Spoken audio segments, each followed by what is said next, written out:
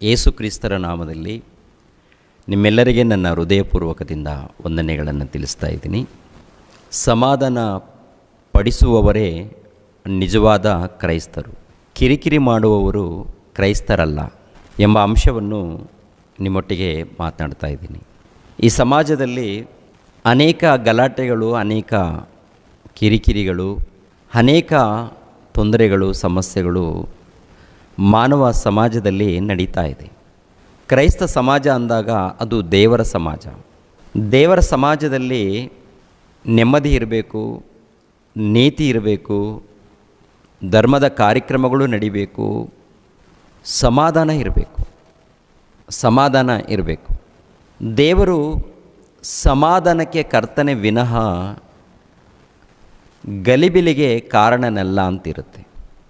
ದೇವರು ಪರಿಶುದ್ಧನು, ನೀತಿವಂತನು, ಸತ್ಯಸ್ವರೂಪನು, ನಿತ್ಯ ಜೀವವನ್ನು ಕೊಡುವಾತನು, ಆತನು ಶ್ರೇಷ್ಠನು. ಆತನ ಮಕ್ಕಳಾಗಿರುವಂಥ ನಾವು ಕೂಡ ಶ್ರೇಷ್ಠರಾಗಿ ಭಕ್ತರಾಗಿ ಈ ಲೋಕದಲ್ಲಿ ಜೀವಿಸಬೇಕು. ಕೆಲವು ಮಾತುಗಳನ್ನು ಗಮನಿಸೋಣ ಪ್ರಿಯರೇ. ಕೊನೆ ತನಕ ನೋಡಿದ್ರೆ ಯಾರ ಬಗ್ಗೆ ಮಾತನಾಡ್ತಾ ಇದ್ದೀನಿ, ಉದ್ದೇಶವೇನು ಎಲ್ಲ ಕೂಡ ಗೊತ್ತಾಗುತ್ತೆ. ನಾನು ದ್ವೇಷ ಇಟ್ಕೊಂಡು ಮಾತನಾಡ್ತಾ ಇಲ್ಲ, ಪ್ರೀತಿಯಿಂದ ಮಾತನಾಡ್ತಾ ಇದ್ದೀನಿ. ವಾಕ್ಯದ ಪ್ರಕಾರ ನಾವೆಲ್ಲರೂ ಜೀವಿಸಬೇಕು. ವಾಕ್ಯಕ್ಕೆ ಭಿನ್ನವಾಗಿ ಜೀವಿಸಿದರೆ ಅವ್ರು ಯಾರಾದರೆ ಪರವಾಗಿಲ್ಲ, ಚಿಕ್ಕವರಾದರೂ ಪರವಾಗಿಲ್ಲ, ದೊಡ್ಡವರಾದರೂ ಪರವಾಗಿಲ್ಲ, ಅವರು ನ್ಯಾಯ ತೀರ್ಪಿಗೆ ಗುರಿ ಆಗ್ತಾರೆ. ಆದ್ದರಿಂದ ಒಬ್ಬ ಸೇವಕನಾಗಿ ನಾನು ಎಚ್ಚರಿಸಬೇಕು. ವಾಕ್ಯದ ಮೂಲಕ ನಾನು ತಿಳಿಸ್ತಾ ಇದ್ದೀನಿ. ರೋಮಾಪುರದವರಿಗೆ ಬರೆದ ಪತ್ರಿಕೆ 14ನೇ ಅಧ್ಯಾಯ 17ನೇ ವಚನ 18ನೇ ವಚನ ಮಾತು. ಯಾಕೆಂದರೆ ತಿನ್ನುವುದು ಕುಡಿಯುವುದು ದೇವರ ರಾಜ್ಯವಲ್ಲ. ಅಂದರೆ ರೋಮಾಪುರ ಎನ್ನುವಂಥ ಒಂದು ಪಟ್ಟಣ, ಆ ಪಟ್ಟಣದಲ್ಲಿ ಸಭೆಗಳ ಮಧ್ಯದಲ್ಲಿ ಒಂದು ರೀತಿ ಕಿರಿಕಿರಿಗಳಿದೆ. ಅಲ್ಲೇ ಎಚ್ಚರಿಸ್ತಾ ಇದ್ದಾರೆ ಅವರು, ಅಪೊಸ್ತಲನಾಗಿರುವಂಥ ಪೌಲನು. ಕೆಳಗಡೆ ಮಾತು ನೋಡುವಾಗ ನೀತಿಯು, ಸಮಾಧಾನವು, ಪವಿತ್ರಾತ್ಮನಿಂದಾಗುವ ಆನಂದವೂ ಆಗಿದೆ.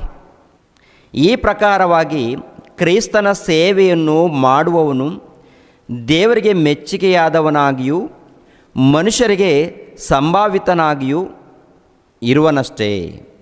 ಆದುದರಿಂದ ನಾವು ಸಮಾಧಾನಕ್ಕೂ ಪರಸ್ಪರ ಭಕ್ತಿ ವೃದ್ಧಿಗೂ ಅನುಕೂಲವಾಗಿರುವವುಗಳನ್ನು ಸಾಧಿಸಿಕೊಳ್ಳೋಣ. ಅಂದರೆ ಯೇಸು ಪ್ರಭು ಎಲ್ಲಿ ಮಾತಾಡಿದ್ರೂ ಕೂಡ ಸಮಾಧಾನದಿಂದ, ನೆಮ್ಮದಿಯಿಂದ ಅವರನ್ನು ಬಲಪಡಿಸೋದಕ್ಕೆ, ಅವರನ್ನು ಕಾಪಾಡೋದಕ್ಕೆ ಅವರು ಸೇವೆ ಮಾಡಿದ್ದಾರೆ. ಅಪೊಸ್ತಲರು ಕೂಡ ಹಾಗೆಯೇ ಸೇವೆ ಮಾಡಿದ್ದಾರೆ. 1ನೇ ಶತಮಾನದಲ್ಲಿ ಕ್ರೈಸ್ತರು ಕೂಡ. ಅವರ ಮಧ್ಯದಲ್ಲಿ ಕೆಲವರು ಯೆಹೂದ್ಯರಲ್ಲಿ, ಪರಿಸಾಯರಲ್ಲಿದ್ದಾರೆ. ಇವರು ಈ ಕ್ರೈಸ್ತ ಸಮಾಜವನ್ನು ಹಾಳು ಮಾಡೋದಕ್ಕೆ ಪ್ರಯತ್ನ ಮಾಡ್ತಾನೇ ಇರ್ತಾರೆ. ಅವರು ಕ್ರೈಸ್ತ ಸಮಾಜವನ್ನು ಹಾಳು ಮಾಡೋದಕ್ಕೆ, ಸಮಾಜವನ್ನು ಚಿಂದಿ ಮಾಡೋದಕ್ಕೆ ಅವ್ರ ಪ್ರಯತ್ನ. ಅವರ ಹಿಂದೆ ಯಾರಿದ್ದಾರೆ ಅಂತ ನೋಡುವಾಗ, ದೇವರಿದ್ದಾರಾ ಅಥವಾ ಸೈತಾನನಿದ್ದಾನ ಅಂತ ನೋಡುವಾಗ, ದೇವರಿದ್ದರೆ ಸಮಾಧಾನ ಇರುತ್ತೆ, ನೀತಿ ಇರುತ್ತೆ, ನ್ಯಾಯ ಇರುತ್ತೆ, ಧರ್ಮ ಇರುತ್ತೆ. ಓಕೆನಾ? ಪ್ರತಿಯೊಬ್ಬರು ಕೂಡ ಅರ್ಥ ಮಾಡ್ಕೊಳ್ಬೇಕು. ನಾನು ಪ್ರೀತಿಯಿಂದ ಈ ಒಂದು ವಾಕ್ಯಗಳನ್ನು ತಿಳಿಸ್ತಾ ಇದ್ದೀನಿ. ಪ್ರಿಯರ ದೇವರ ಮಕ್ಕಳಿರ, ಕಳೆದ ದಿನಗಳ ಹಿಂದೆ ನಮ್ಮನ್ನು ನಿಂದಿಸಿ ಅವಮಾನಪಡಿಸಿ ಇವರು ಕ್ರಿಸ್ತ ಸುಳ್ಳು ಬೋಧಕರು, ಕ್ರಿಸ್ತ ವಿರೋಧಿಗಳು, ಇವರನ್ನು ಸೇರಿಸ್ಕೊಳ್ಬೇಡಿ, ಇವರನ್ನು ಬಹಿಷ್ಕರಿಸಿ ಅಂತೇಳಿ ಫೇಸ್ಬುಕ್ನಲ್ಲಿ ಒಂದು ಪೋಸ್ಟರ್ ಹಾಕಿದರು. ಈ ಪೋಸ್ಟರ್ ಟೋಟಲ್ ಕ್ರೈಸ್ತ ಸಮಾಜಕ್ಕೆ, ಎಲ್ಲ ಸಮಾಜಕ್ಕೆ ಹೋಗಿದೆ. ಕ್ರೈಸ್ತ ಸಮಾಜ ಇದೆ ನೋಡಿ, ಎಲ್ಲರ ಬಳಿಯಲ್ಲಿ ಹೋಗಿದೆ. ಕೊನೆಯದಾಗಿ ವಿದೇಶಿಗಳಲ್ಲಿ ಕೂಡ ಇದನ್ನು ನೋಡಿದ್ದಾರೆ.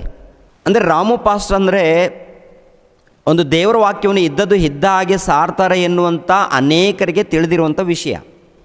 ಆದರೆ ಈ ಒಂದು ಪೋಸ್ಟರ್ ಹಾಕಿದ ಮೇಲೆ ಅನೇಕರು ನನಗೆ ಫೋನ್ ಮಾಡಿ, ಪಾಸ್ಟರ್ ನಿಮ್ಮ ಬಗ್ಗೆ ನೀವು ಹೀಗೆ ಪೋಸ್ಟರ್ ಹಾಕಿದ್ದಾರೆ, ಅವ್ರಿಗೇನು ಎಚ್ಚರಿಸಲ್ವಾ, ಅವ್ರ ವಿಷಯದಲ್ಲಿ ಏನು ಮಾತಾಡಲ್ವಾ, ನೀವು ಯಾಕೆ ಮೌನವಾಗಿದ್ದೀರಾ ಅಂಥೇಳಿ ನಮಗೆ ಫೋನ್ಗಳ ಮೇಲೆ ಫೋನ್ಗಳು, ಎರಡನೇದಾಗಿ ವಾಟ್ಸಪ್ಗಳಲ್ಲಿ ಕೂಡ ಅನೇಕ ಮೆಸೇಜ್ಗಳು ನಮಗೆ ಬಂದಿದೆ. ಅವಾಗ ನಾನು ಮೌನವಾಗಿದ್ದೀನಿ. ಯಾಕೆ ಮೌನವಾಗಿದ್ದೀನಿ ಅಂತ ನೋಡುವಾಗ ಕಾರಣ ಒಂದೇ, ಈ ಪೋಸ್ಟ್ ಮಾಡಿರುವಂಥ ವ್ಯಕ್ತಿ ನಮ್ಗೆ ಗೊತ್ತಿಲ್ಲ. ಫೇಸ್ಬುಕ್ನಲ್ಲಿ ಪೋಸ್ಟ್ ಮಾಡಿರುವಂಥ ವ್ಯಕ್ತಿ ನನಗೆ ಗೊತ್ತಿಲ್ಲ ಪ್ರಿಯರೇ. ಒಂದು ಫೇಸ್ಬುಕ್ಕನ್ನು ಕ್ರಿಯೇಟ್ ಮಾಡಿಕೊಂಡು ಅದು ಹಾಕಿರುವಂಥದ್ದು. ಈ ಫೇಸ್ಬುಕ್ ಯಾರು ಕ್ರಿಯೇಟ್ ಮಾಡಿದ್ದಾರೆ ಎನ್ನುವಂಥದ್ದು ಕೂಡ ನಮ್ಗೆ ಗೊತ್ತಿಲ್ಲ. ಆಗಿರುವಾಗ ಯಾರ ಮೇಲೆ ನಾನು ಮಾತಾಡಬೇಕು, ಯಾರ ಮೇಲೆ ನಾನು ಮಾತಾಡಬೇಕು? ಕೊನೆಯದಾಗಿ ಆ ಪೋಸ್ಟ್ ಹಾಕಿರುವಂಥ ವ್ಯಕ್ತಿ ಯಾರು ಎನ್ನುವಂಥದ್ದು ಗೊತ್ತಾಯಿತು. ಅವ್ರ ನಂಬರ್ ಕೂಡ ನನಗೆ ಸಿಕ್ತು. ಸಿಕ್ಕಾಗ ಅವರಿಗೆ ಫೋನ್ ಮಾಡಿದೆ. ಫೋನ್ ಮಾಡಿ ಮಾತನಾಡಿದೆ ಪ್ರಿಯರೇ. ಅವ್ರ ಹತ್ರ ಏನು ಮಾತಾಡಿದ್ದೀನಿ, ಅವ್ರು ಯಾರು ಎನ್ನುವಂಥದ್ದು ನಾನು ತಿಳಿಸ್ಕೊಡ್ತೀನಿ. ಯಾಕೆಂದರೆ ನಮ್ಮ ಕ್ರೈಸ್ತ ಸಮಾಜದಲ್ಲಿ ನಮ್ಮ ಸಹೋದರ, ಆತ್ಮೀಯ ಸಹೋದರರು ತುಂಬ ಜನ ಈ ವಿಷಯಗಳನ್ನು ನೋಡಿ ನೊಂದುಕೊಂಡಿದ್ದಾರೆ, ಬಾಧೆ ಪಟ್ಟಿದ್ದಾರೆ. ರಾಮು ಬ್ರದರ್ ಯಾಕೆ ಮೌನವಾಗಿದ್ದಾರೆ ಅಂಥೇಳಿ ಕೇಳಿ ಆಮೇಲೆ ಒಂದು ರೀತಿಯಲ್ಲಿ ದುಃಖಪಟ್ಟವರು ಕೂಡ ಇದ್ದಾರೆ.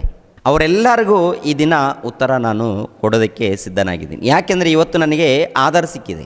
ಯಾರು ಮಾಡಿದ್ದು ಯಾರು ಎನ್ನುವಂಥದ್ದು ನನಗೆ ಸಿಕ್ಕಿರುವುದು. ಆವಾಗ ನನಗೆ ಯಾರು ಅನ್ನೋದು ಗೊತ್ತಿಲ್ಲ, ಅದಕ್ಕೆ ನಾನು ಮಾತನಾಡಿಲ್ಲ, ಉತ್ತರ ಕೊಡಲಿಲ್ಲ, ಮೌನವಾಗಿದ್ದೀನಿ. ನೋಡಿ ಪ್ರಿಯರ ದೇವರ ಮಕ್ಕಳಿರ, ಅವ್ರು ಪೋಸ್ಟ್ ಏನು ಮಾಡಿದ್ದಾರೆ ಒಂದು ಸಾರಿ ನೋಡೋಣ. ಈ ಕೂಟವನ್ನು ಬೀದರ್ನ ಕ್ರೈಸ್ತರೆಲ್ಲರೂ ಬಹಿಷ್ಕಾರ ಮಾಡಿ, ಕಾರಣವೇನೆಂದರೆ ಮೇಲ್ಗಡೆ ಹಾಕಿದ್ದಾರೆ ಅಸತೋಮ ಸದ್ಗಮಯ. ಇದು ಯಾರು ನಡೆಸ್ತಾ ಇದ್ದಾರೋ ನಮಗಂತೂ ಗೊತ್ತಿರಲಿಲ್ಲ, ಇವಾಗ ಗೊತ್ತಾಗಿದೆ. ಏನು ಹಾಕಿದ್ದಾರೆ ಅಂತ ನೋಡುವಾಗ, ಈ ಕೂಟವನ್ನು ಬೀದರ್ನ ಕ್ರೈಸ್ತರೆಲ್ಲರೂ ಬಹಿಷ್ಕಾರ ಮಾಡಿ, ಕಾರಣವೇನೆಂದರೆ ಈ ಸುಳ್ಳು ಕ್ರಿಸ್ತನ ಸಭೆಯವರು ಯೆಹೋವನ ಸಾಕ್ಷಿಗಳ ಇನ್ನೊಂದು ಮುಖ. ಇವರನ್ನು ಬಹಿಷ್ಕಾರ ಹಾಕಿ ಅಂತೇಳಿ ನಮ್ಮದು ಪೋಸ್ಟರ್ ಇದೆಯಲ್ಲ, ಇಂಟು ಮಾರ್ಕ್ ಹಾಕಿ ಕಳಿಸಿದ್ದಾರೆ ರೆಡ್ ಮಾರ್ಕಲ್ಲಿ. ಕೊನೆಯದಾಗಿ ಇವರನ್ನು ಬಹಿಷ್ಕಾರ ಹಾಕಿ ಅಂತ ಹೇಳಿದ್ದಾರೆ. ಅದು ಯಾಕೆ ಅನ್ನುವಂಥದ್ದು ಕೆಳಗಡೆ ಕೆಲವು ಕೊಟ್ಟಿದ್ದಾರೆ. ಏನು ಕೊಟ್ಟಿದ್ದಾರಪ್ಪ ಅಂತ ನೋಡುವಾಗ, ಯೇಸುವಿನ ದೈವತ್ವವನ್ನು ಅಲ್ಲಗಳೆಯುವವರು, ಯೇಸು ಸೃಷ್ಟಿಕರ್ತನಲ್ಲ, ಯೇಸು ಸರ್ವಶಕ್ತನಾದ ದೇವರಲ್ಲ, ಯೇಸು ಕೇವಲ ದೇವರ ಮಗನು, ಯೇಸು ಸೃಷ್ಟಿಸಲ್ಪಟ್ಟವನು, ಯೇಸುವಿಗೆ ಆರಂಭ ಇದೆ, ಯೇಸು ಅನಾದಿ ದೇವರಲ್ಲ ಎಂಬ ಸುಳ್ಳು ಬೋಧನೆಗಳನ್ನು ಮಾಡುವವರು ಇಂಥ ಕೂಟಗಳಿಂದ ದೂರ ಇರುವುದೇ ಒಳ್ಳೆಯದು. ಅದಕ್ಕೆ ಇವರನ್ನು ಬಹಿಷ್ಕರಣ ಮಾಡಿ, ಈ ಪೋಸ್ಟರ್ನಲ್ಲಿ ಅವ್ರು ಏನು ಬಿಟ್ಟಿದ್ದಾರೋ ಅದೆಲ್ಲದಕ್ಕೆ ನಾನು ಇವತ್ತು ಉತ್ತರ ಕೊಡ್ತೀನಿ. ಆ ಮನುಷ್ಯ ಯಾರು? ಒಂದು ಸಾರಿ ಈ ವಿಡಿಯೋನ ನೋಡಿ ಪ್ರಿಯರೇ. ಅವರು ಕೆಲವೊಂದು ಪೋಸ್ಟರ್ಗಳನ್ನು ಹಾಕ್ತಾ ಇದ್ರು. ಅಲ್ಲಿ ಕೂಟ ಇದೆ, ಇಲ್ಲಿ ಕೂಟ ಇದೆ, ದಯವಿಟ್ಟು ಬನ್ನಿ ಎಂಬುದಾಗಿ ದೇವಜನರಿಗೆ ಅವರು ಕರಿತಾ ಇದ್ರು. ಅದನ್ನ ನಾವೇನ್ ನಮ್ಮ ಸಹೋದರರು ಏನ್ ಮಾಡಿದ್ರು, ಅದರ ತೆಗೆದುಕೊಂಡು ದಯವಿಟ್ಟು ಇಲ್ಲಿ ಹೋಗ್ಬೇಡ್ರಿ, ಇಲ್ಲಿ ತಪ್ಪಾದ ಬೋಧನೆ ಇದೆ, ಇಲ್ಲಿ ದಯವಿಟ್ಟು ಹೋಗ್ಬೇಡಿ ಎಂಬುದಾಗಿ ಪೋಸ್ಟರ್ ಹಾಕ್ಲಿಕ್ಕೆ ಸ್ಟಾರ್ಟ್ ಮಾಡಿದ್ರು. ಈತನ ಯಾರು ಗೊತ್ತಾ? BMTC ಬಸ್ ಡ್ರೈವರ್, ಬೆಂಗಳೂರು ನಗರದಲ್ಲಿ BMTC bus driver brother Joy ಅಂತ ಒಂದು ಪೋಸ್ಟರ್ ಬಿಟ್ಟಿದ್ದಾನೆ. ಎರಡನೇದಾಗಿ ನಾವೇ ಹಾಕಿದ್ದೀವಿ ಅಂತೇಳಿ ಒಪ್ಕೊಂಡಿದ್ದಾರೆ. ಅಂದರೆ ಈತನ ಜೊತೆಯಲ್ಲಿ ಕೆಲವರು ಇದ್ದಾರೆ, ಗುಂಪಿದ್ದಾರೆ. ಅವ್ರು ಯಾರು ಏನು ಅಂತ ನಮಗೆ ಗೊತ್ತಿಲ್ಲ. ಅವ್ರು ಏನು ಹೇಳ್ತಾರೆ ಅಂದರೆ, ನಾವು ಸತ್ಯದಗೋಸ್ಕರ ಹೋರಾಡ್ತೀವಿ ಅಂತ ಹೇಳ್ತಾರೆ. ಓಕೆ, ಸತ್ಯದಗೋಸ್ಕರ ಹೋರಾಡುವವರು ನಿಜವಾದ ಕ್ರೈಸ್ತರು ಯಾವ ರೀತಿ ಇದ್ದಾರೆ, ಇವರು ಯಾವ ರೀತಿ ನಡ್ಕೊಂಡಿದ್ದಾರೆ ಒಂದು ಸಾರಿ ನೀವೇ ನೋಡಿದ್ದೀರಿ. ಅಂದರೆ ಇವರನ್ನು ಬಹಿಷ್ಕರಣ ಮಾಡಿ ಅಂತೇಳಿ ಹಾಕಿದ್ದಾರೆ. ಅಂದರೆ ನಿಜವಾಗಲೂ ಇವರು ಕ್ರೈಸ್ತರಾಗಿದ್ದರೆ, ಸತ್ಯದಗೋಸ್ಕರ ಇವರು ಹೋರಾಟ ಮಾಡೋದಾದರೆ, ಸತ್ಯದಗೋಸ್ಕರ ಅವ್ರು ನಿಂತ್ಕೊಂಡಿದ್ದರೆ, ನಿಜವಾಗ್ಲೂ ಇವರು ಕ್ರೈಸ್ತರಾಗಿದ್ದರೆ ಈ ಒಂದು ಪೋಸ್ಟರನ್ನು ಹೊರಗಡೆ ಬಿಡ್ತಾ ಇದ್ರ? ಅಂದರೆ ಅವ್ರು ಯಾರು ಎನ್ನುವಂಥದ್ದು ಗೊತ್ತಿರಲಿಲ್ಲ. ಅದಕ್ಕೆ ಕೆಲವು ದಿನಗಳ ಹಿಂದೆ ಬಂದಾಗ ನಾನು ಮಾತನಾಡಿಲ್ಲ, ಮೌನವಾಗಿದ್ದೀನಿ. ಗೊತ್ತಾದ ಮೇಲೆ ಅವ್ರು ಫೋನ್ ಮಾಡಿದ್ದೀನಿ. ಪ್ರಿಯರ ದೇವ್ರ ಮಕ್ಕಳಿಗೆ ಫೋನ್ ಏನು ಮಾತನಾಡಿದ್ದೀನಿ ಅಂತಲೂ ಹೇಳ್ತೀನಿ, ಅವ್ರ ಹತ್ರ ಏನು ಮಾತಾಡಿದ್ದೀನಿ, ಅವ್ರು ನನ್ನ ಹತ್ರ ಏನು ಮಾತನಾಡಿದ್ದಾರೆ ಇವೆಲ್ಲ ಹೇಳ್ತೀನಿ. ಕೊನೆಯದಾಗಿ ನವಂಬರ್ 26ನೇ ತಾರೀಕು 2024ರಂದು ಗದಗ ಪಟ್ಟಣದಲ್ಲಿ ಚರ್ಚಾ ವೇದಿಕೆ ಕಾರ್ಯಕ್ರಮವನ್ನು ಏರ್ಪಾಟು ಮಾಡಿದ್ದೇವೆ. ಈ ಚರ್ಚಾ ವೇದಿಕೆ ಕಾರ್ಯಕ್ರಮವನ್ನು ನಡೆಸಬೇಕು. ಈ ವಿಷಯದಲ್ಲಿ ಕೊನೆಯದಾಗಿ ನಾನು ಮಾತನಾಡ್ತಾ ಇದ್ದೀನಿ. ಕೊನೆಯದಾಗಿ ಈ ವಿಷಯವನ್ನು ನಾನು ಮಾತಾಡ್ತೀನಿ. ಎಲ್ಲರೂ ಕೂಡ ಗಮನ ಕೊಟ್ಟು ಕೇಳಿ. ನಾನು ದೇವರ ವಾಕ್ಯವನ್ನು ಇದ್ದದ್ದು ಇದ್ದಾಗೆ ಸಾರ್ತೀನಿ. ಬೈಬಲಲ್ಲಿ ಏನಿದೆಯೋ ಅದನ್ನು ಅರ್ಥ ಮಾಡಿಕೊಂಡು ಇದ್ದದ್ದು ಇದ್ದ ಹಾಗೆ ನಾನು ಸಾರುವಂಥ ಒಬ್ಬ ದೇವರ ಸೇವಕನು. ಭಿನ್ನವಾಗಿ ಮಾತನಾಡಲ್ಲ. ಬೇಕಾದರೆ ಎಲ್ಲ ವಿಡಿಯೋಗಳನ್ನು ನೋಡಿ ವಾಕ್ಯಕ್ಕೆ ಭಿನ್ನವಾಗಿದ್ದರೆ ಖಂಡಿತವಾಗಿ ನನ್ನನ್ನು ಖಂಡಿಸ್ಬೋದು, ಖಂಡಿತವಾಗಿ ನನ್ನನ್ನು ಎಚ್ಚರಿಸ್ಬೋದು, ನನ್ನನ್ನು ಎಚ್ಚರಿಸ್ಬೋದು, ಖಂಡಿಸ್ಬೋದು. ಎಚ್ಚರಿಸುವಂಥ ಅಧಿಕಾರ, ಖಂಡಿಸುವಂಥ ಅಧಿಕಾರ ಯಾರಿಗಿರುತ್ತಂದರೆ, ಒಬ್ಬ ದೊಡ್ಡ ಸೇವಕರು ಇರ್ತಾರಲ್ಲ, ಹಿರಿಯ ಸೇವಕರಿಗೆ ಅಧಿಕಾರ ಇರುತ್ತೆ.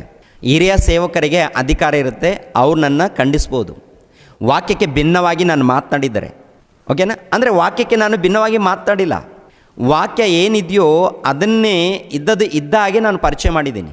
ನೋಡಿ, ಇವರು ನಿಜವಾದ ಕ್ರೈಸ್ತರ ಅಥವಾ ಸುಳ್ಳು ಕ್ರೈಸ್ತರ, ನೀವೇ ಯೋಚನೆ ಮಾಡಿ. ವಾಕ್ಯವನ್ನು ತೋರಿಸ್ತೀನಿ. ಪೋಸ್ಟಲ್ಲಿ ಏನು ಹಾಕಿದ್ದಾರೆ ಅವರು? ಇವರನ್ನು ಬಹಿಷ್ಕರಣ ಮಾಡಿ, ಇವರನ್ನು ಬಹಿಷ್ಕರಣ ಮಾಡಿ, ಇವರನ್ನು ನಿಮ್ಮ ಊರಲ್ಲಿ ಸೇರಿಸ್ಕೊಳ್ಬೇಡಿ ಅಂತ ಹೇಳಿದ್ದಾರೆ. ಓಕೆನಾ? ಇವರು ಯಾರು? ನಿಜವಾದ ಕ್ರೈಸ್ತರ ಅಥವಾ ಸುಳ್ಳು ಕ್ರೈಸ್ತರ? ಇನ್ನೊಂದು ಗೊತ್ತಾಗಬೇಕಾದ್ರೆ ವಾಕ್ಯಗಳನ್ನು ಒಂದು ಸಾರಿ ಪರಿಶೋಧನೆ ಮಾಡಿ. ರೋಮಾಪುರದವರಿಗೆ ಬರೆದ ಪತ್ರಿಕೆ 12ನೇ ಅಧ್ಯಾಯ, ಯಾರಿಗೂ ಅಪಕಾರಕ್ಕೆ ಅಪಕಾರವನ್ನು ಮಾಡಬೇಡಿರಿ, ಎಲ್ಲರ ದೃಷ್ಟಿಯಲ್ಲಿ ಯಾವುದು ಗೌರವವಾದದ್ದೋ ಅದನ್ನೇ ಯೋಚಿಸಿ ಸಾಧಿಸಿರಿ, ಸಾಧ್ಯವಾದರೆ ನಿಮ್ಮಿಂದಾಗುವ ಮಟ್ಟಿಗೆ ಎಲ್ಲರ ಸಂಗಡ ಸಮಾಧಾನದಿಂದಿರಿ. ಪ್ರಿಯರೇ, ನೀವೇ ಮುಯ್ಯಿಗೆ ಮುಯ್ಯಿ ತೀರಿಸದೆ ಶಿಕ್ಷಿಸುವುದನ್ನು ದೇವರಿಗೆ ಬಿಡಿರಿ.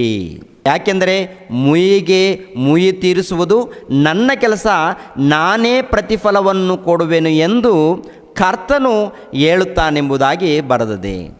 ಅಂದರೆ ಇವರು ಏನು ಮಾಡಿದ್ದಾರೆ ಅಂತ ನೋಡುವಾಗ, ಇವರು ನಿಜವಾದ ಕ್ರೈಸ್ತರಂತ ಹೇಳಿಕೊಂಡು ಇವರನ್ನು ಹೊರಗಡೆ ತಳ್ಳಿಬಿಡಿ, ಬಹಿಷ್ಕಾರ ಮಾಡಿ, ಇವರನ್ನು ಬಹಿಷ್ಕಾರ ಮಾಡಿ, ಇವರನ್ನ ಬಹಿಷ್ಕರಣ ಮಾಡಿ ಅಂತೇಳಿ ಹಾಕಿದ್ದಾರೆ. ಅಂದರೆ ಯಾಕೆ ಹೇಳ್ತಿದ್ದೀನಿ ಈ ಮಾತು ಅಂದರೆ, ಈ ಥರ ಮಾಡಬಾರ್ದು. ಅಂದರೆ ದೇವರ ಮಕ್ಕಳು ಎಂದು ಕರೆಯಲ್ಪಡುತ್ತಿರುವಂಥ ಕ್ರೈಸ್ತರು ಈ ಥರ ಮಾಡಬಾರ್ದು. ಈ ಥರ ಮಾಡುವವರು ಕ್ರೈಸ್ತರಲ್ಲ. ಈ ಥರ ಯಾರು ಮಾಡ್ತಾರೋ ಅವರು ಕ್ರೈಸ್ತರಲ್ಲ ಪ್ರಿಯರೇ. ಅವ್ರು ಯಾರು ಅಂತ ನೋಡುವಾಗ, ಕಿರಿಕಿರಿಗಳನ್ನು ಉಂಟು ಮಾಡುವವರು, ಕಿರಿಕಿರಿಗಳನ್ನು ಸಮಸ್ಯೆಗಳನ್ನು ಉಂಟು ಮಾಡುವವರು ಕ್ರೈಸ್ತರಲ್ಲ. ಕ್ರೈಸ್ತರಂದರೆ ಸಮಾಧಾನದ ಪ್ರಿಯರು, ಶಾಂತಿ ಪ್ರಿಯರು. ಕ್ರೈಸ್ತರಂದರೆ ಪ್ರಾರ್ಥನೆ ಮಾಡ್ತಾರೆ, ದೇವರಿಗೆ ವಿಜ್ಞಾಪನೆ ಮಾಡ್ತಾರೆ, ತಪ್ಪು ನಡೆದಾಗ ಖಂಡಿಸ್ತಾರೆ. ಬಹಿಷ್ಕರಣ ಮಾಡಿ ಅಂತ ಹೇಳಲ್ಲ.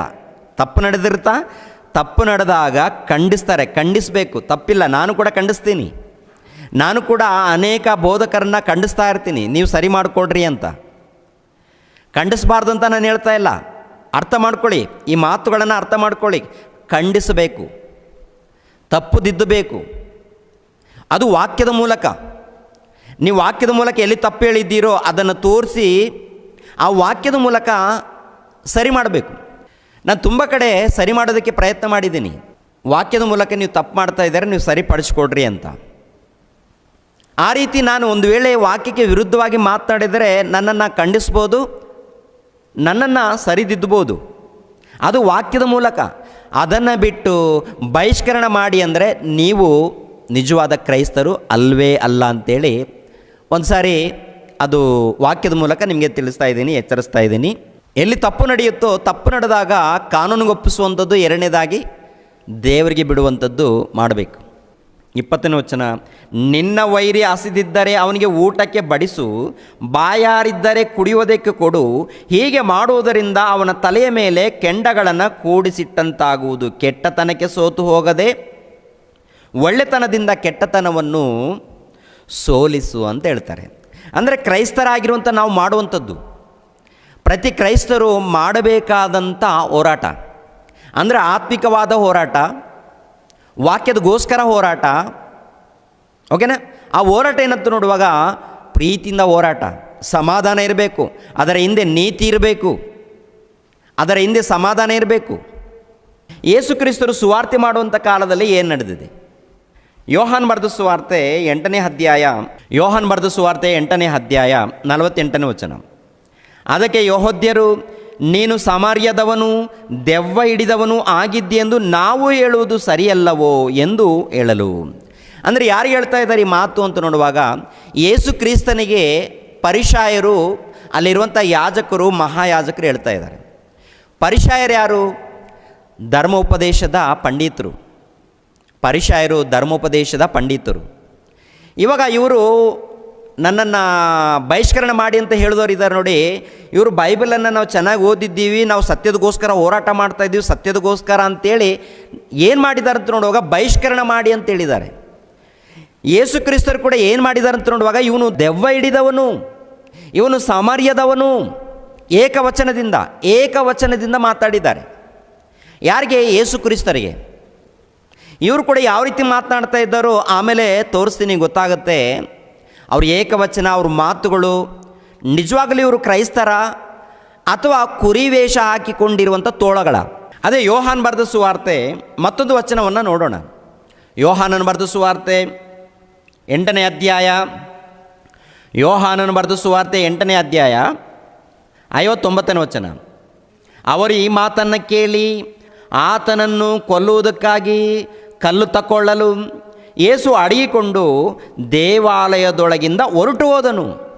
ಅಂದರೆ ಯೇಸು ಕ್ರಿಸ್ತರು ದೇವರ ಜ್ಞಾನವನ್ನು, ದೇವರ ಪ್ರೀತಿಯನ್ನು ಸಾರಿರುವುದರಿಂದ ಅವ್ರು ಏನು ಮಾಡಿದ್ದಾರೆ? ಪರಿಸಾಯರಾಗಿರ್ಬೋದು, ಸದ್ದುಕಾಯರು, ಯಾಜಕರು ಏನು ಮಾಡಿದ್ದಾರೆ?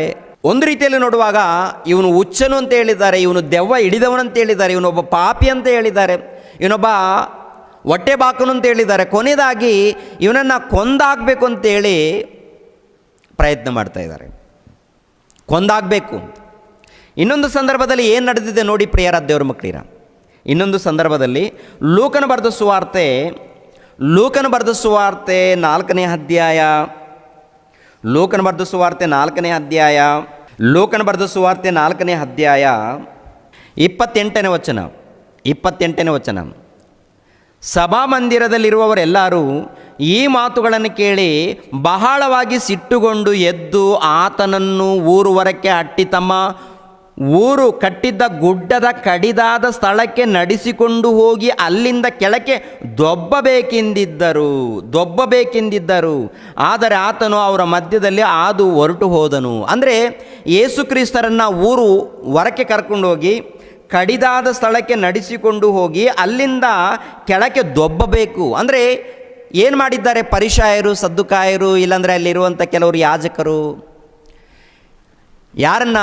ಯೇಸು ಕ್ರಿಸ್ತರನ್ನು ಹಿಡಿದುಕೊಂಡು ಹೋಗಿ ಹೊರಗಡೆ ತಳ್ಕೊಂಡು ಹೋಗಿ ಆನಂತರ ಅಲ್ಲಿಂದ ದೊಬ್ಬಿ ಕೊಂದಾಗಬೇಕು ಎನ್ನುವಂಥ ಪ್ರಯತ್ನ. ಅಂದರೆ ಹೊರಗಡೆ ತಳ್ಳಬೇಕು ಎನ್ನುವಂಥದ್ದು, ಇಲ್ಲಾಂದರೆ ಊರಿಂದ ಹೊರಗಡೆ ತಳ್ಳಿ ಬಹಿಷ್ಕರಣ ಆಗಬೇಕು, ಇಲ್ಲ ಕೊಂದಾಗಬೇಕು ಎನ್ನುವಂಥದ್ದು ಯಾರ ಆಲೋಚನೆ? ನಿಜವಾದ ಭಕ್ತರ ಆಲೋಚನೆನಾ ಅಥವಾ ಭ್ರಷ್ಟರ ಆಲೋಚನೆನ? ಹೇಳಿ ಪ್ರಿಯರೇ, ನೀವೇ ಹೇಳಬೇಕು. ಯಾಕೆಂದರೆ ನಮ್ಮ ಕರ್ನಾಟಕದಲ್ಲಿ ಬುದ್ಧಿವಂತರಾದ ಕ್ರೈಸ್ತರು, ಪಂಡಿತರು, ಕ್ರೈಸ್ತರು ಎಲ್ಲರಿದ್ದಾರೆ. ಏನು ಮಾಡ್ತಾ ಇದ್ದಾರೆ ಇವರು? ನಿಜವಾಗ್ಲೂ ಇವರು ದೇವರ ಸೇವೆ ಮಾಡ್ತಾ ಇದ್ದಾರೆ.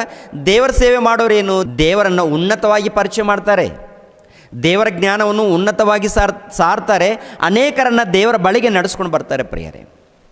ಅದನ್ನು ಬಿಟ್ಟು ಬಹಿಷ್ಕಾರ ಹಾಕಿ ಅಂದರೆ ಇದ್ದದ್ದು ಇದ್ದಾಗೆ ಸಾರುವಂಥವರೇ ನಾವು ಪ್ರಿಯರೇ. ದೇವರ ವಾಕ್ಯಗಳನ್ನು ಏನಿದೆಯೋ ಇದ್ದದ್ದು ಇದ್ದ ಹಾಗೆ ಸಾರ್ತಾ ಇದ್ದೀವಿ. ಅದೇ ಪ್ರಕಾರ ಯೇಸು ಕ್ರಿಸ್ತರು ಅವ್ರು ಯಾವ ರೀತಿ ಸಾರಿದ್ದಾರೋ ಗೊತ್ತಲ್ವಾ? ಅವ್ರ ಬೋಧನೆ ಗೊತ್ತಲ್ವಾ?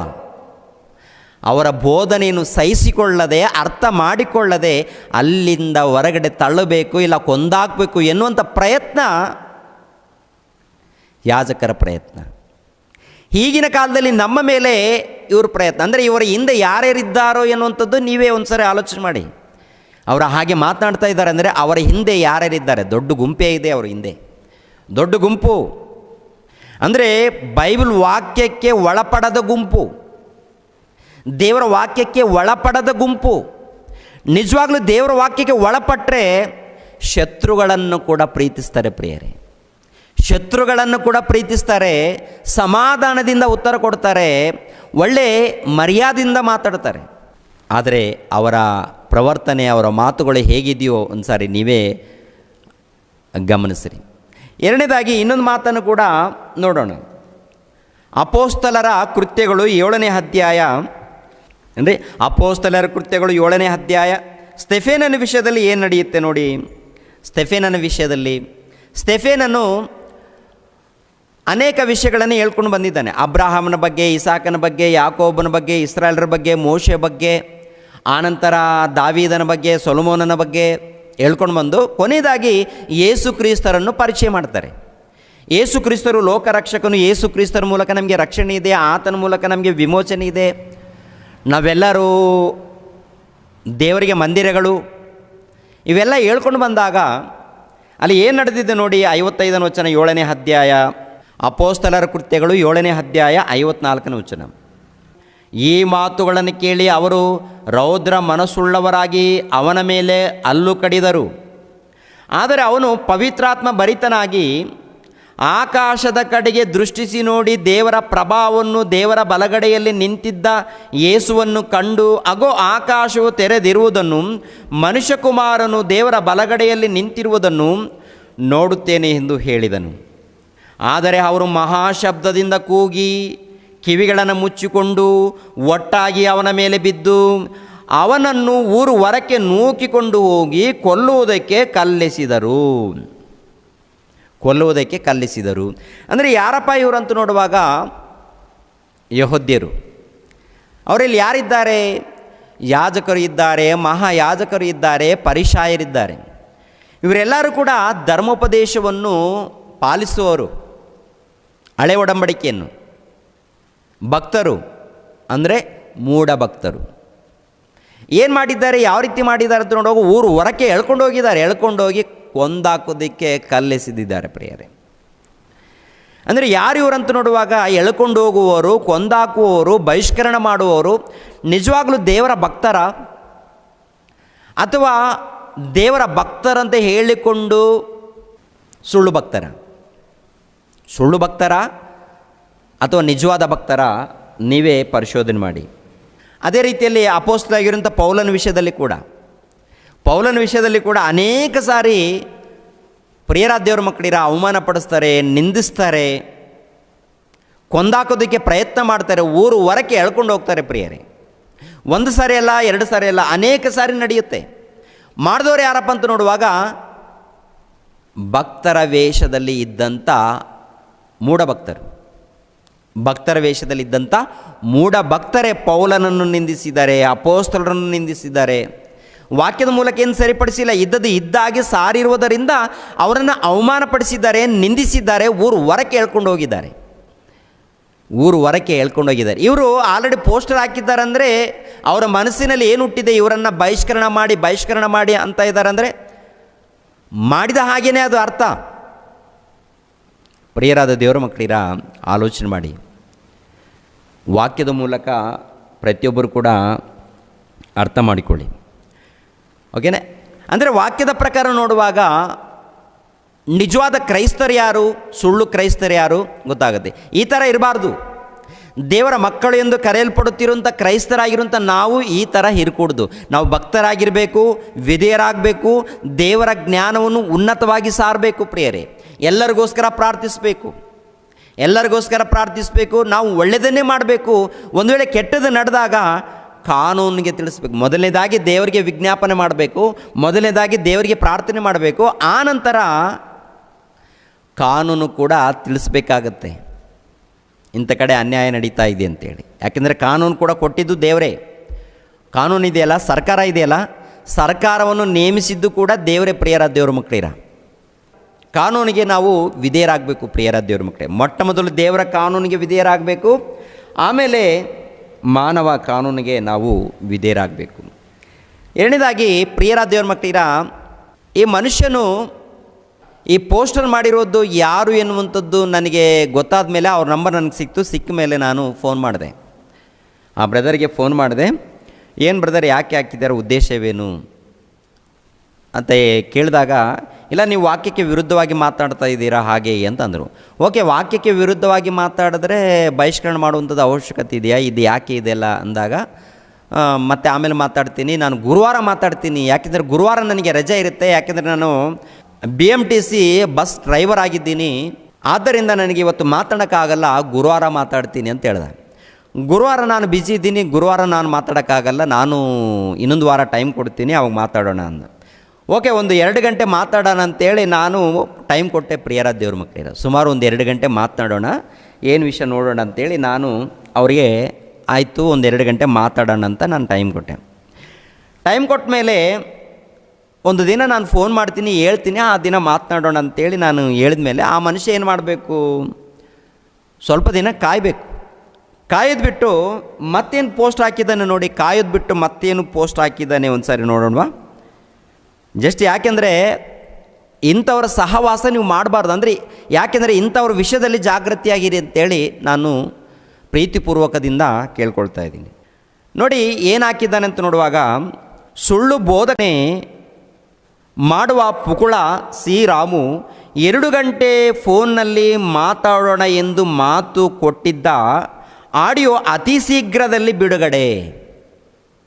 ಆಡಿಯೋ ಅತಿ ಶೀಘ್ರದಲ್ಲಿ ಬಿಡುಗಡೆ.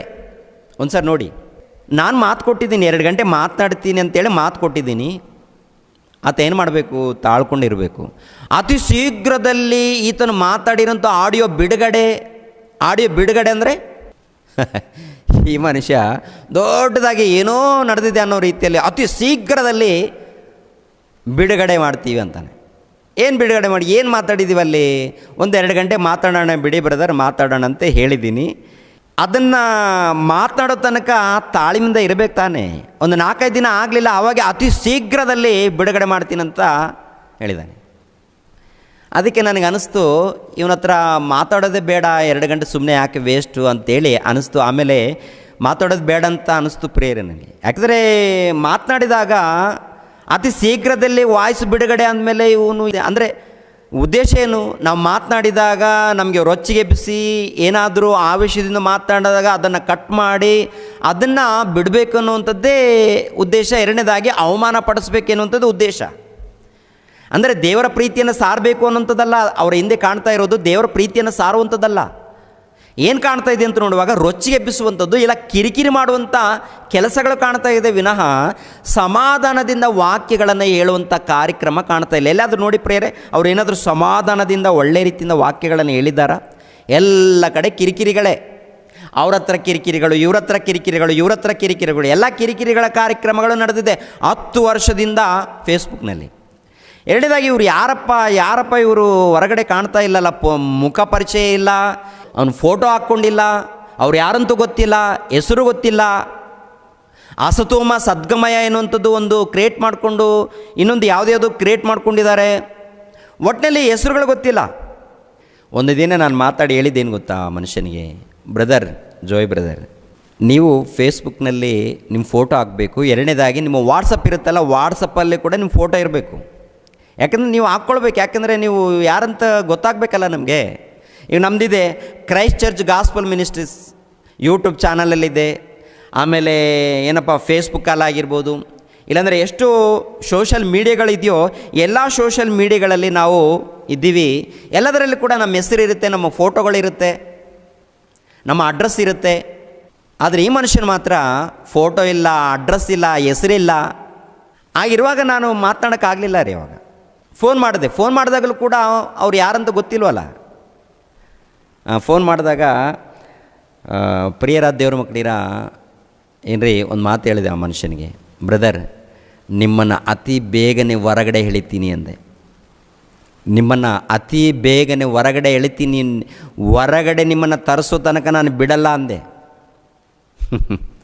ದೇವರೇ ತರಿಸಿದ್ದಾರೆ, ದೇವರೇ ಹೊರಗಡೆ ಬರುವಂತೆ ಮಾಡಿದ್ದಾರೆ. ಅಂದರೆ ಇಷ್ಟು ವರ್ಷಗಳು ಯಾರಿಗೂ ಕಣ್ಣಿಗೆ ಕಾಣದೆ ಫೇಸ್ಬುಕ್ಕಲ್ಲಿ ಮೂಲೆಯಲ್ಲಿ ಕೂತ್ಕೊಂಡು ಮಾತಾಡ್ಕೊಂಡು ಹೋಗಿದ್ದಾರೆ.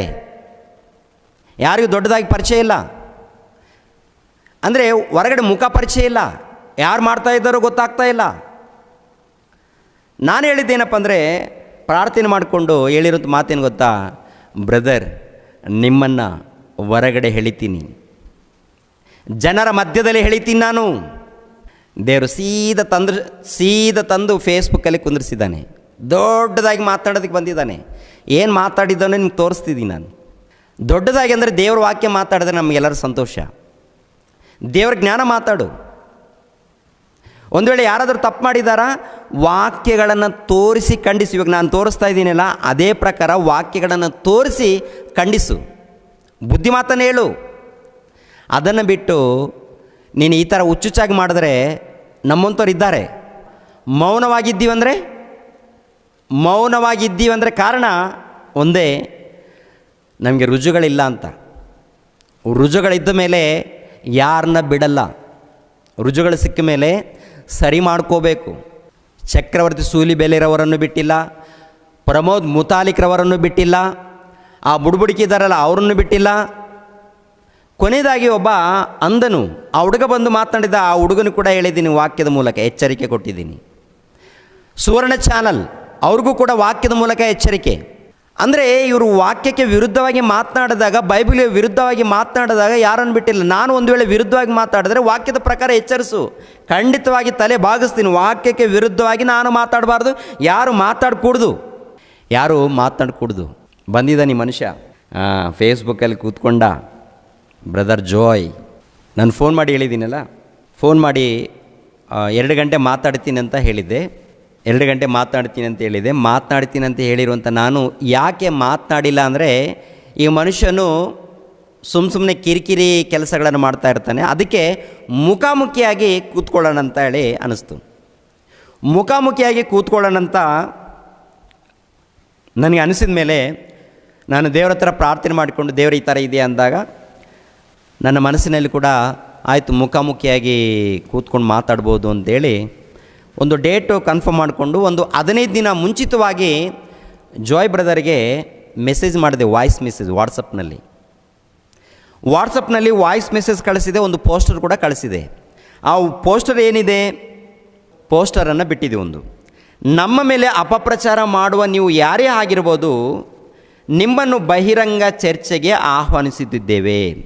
ದಿನಾಂಕ 20 ಅಕ್ಟೋಬರ್ 2024, ಸಮಯ ಸಂಜೆ 4 ಗಂಟೆಯಿಂದ 7 ಗಂಟೆಯವರೆಗೆ. ಅಲ್ಲಿ ಸ್ಥಳವನ್ನು ಕೂಡ ಕೊಟ್ಟಿದ್ದೀವಿ. ಓಕೆನಾ? ಇದನ್ನು ಒಂದು ಪೋಸ್ಟರ್ ಬಿಟ್ಟು ಮೊಟ್ಟ ಮೊದಲು ಯಾರಿಗೆ ಹಾಕಿದ್ದೀನಂದರೆ ಜಾಯ್ ಬ್ರದರಿಗೆ ಹಾಕಿದೆ. ಜಾಯ್ ಬ್ರದರಿಗೆ ಹಾಕಿದ್ದೀನಿ. ಯಾವಾಗ ಹಾಕಿದ್ದೀನಿ? ಅಕ್ಟೋಬರ್ 5ನೇ ತಾರೀಕಿರಂದು ಹಾಕಿದ್ದೀನಿ. ಅಲ್ಲಿ ವಾಯ್ಸ್ ಏನು ಹಾಕಿದ್ದೀನಿ ಒಂದು ಸಾರಿ ನೋಡಿ. ಬ್ರದರ್ ವಂದನೆಗಳು.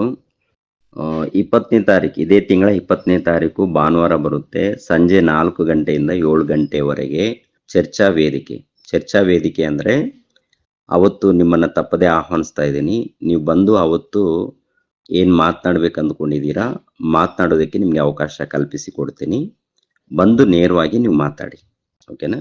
ಆಮೇಲೆ ಇದರಲ್ಲಿ ಸ್ಥಳ ಕೂಡ, ಅಡ್ರೆಸ್ ಎಲ್ಲ ಡೀಟೇಲ್ಸ್ ಇದರಲ್ಲಿ ಕಳಿಸಿದ್ದೀನಿ. ಕರಪತ್ರಿಕೆಯಲ್ಲಿ ಅಡ್ರೆಸ್ ಎಲ್ಲ ಇರುತ್ತೆ, ಓಕೆನಾ ಬ್ರದರ್? ಪ್ರೀತಿಯಿಂದ ಆಹ್ವಾನಿಸ್ತಾ ಇದ್ದೀನಿ.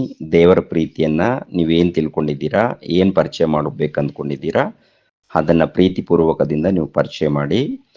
ಬೈಬಲ್ ಪ್ರಕಾರ ನಾನು ತಪ್ಪಾಗಿ ಬೋಧನೆ ಮಾಡಿದ್ದೀನಿ ಅಂತ ಪದೇ ನೀವು ಹೇಳ್ತಾ ಇದ್ದೀರಾ. ಅದನ್ನು ಎಲ್ಲರ ಮುಂದೆ ನೀವು ಬಂದು ಹೇಳಿ.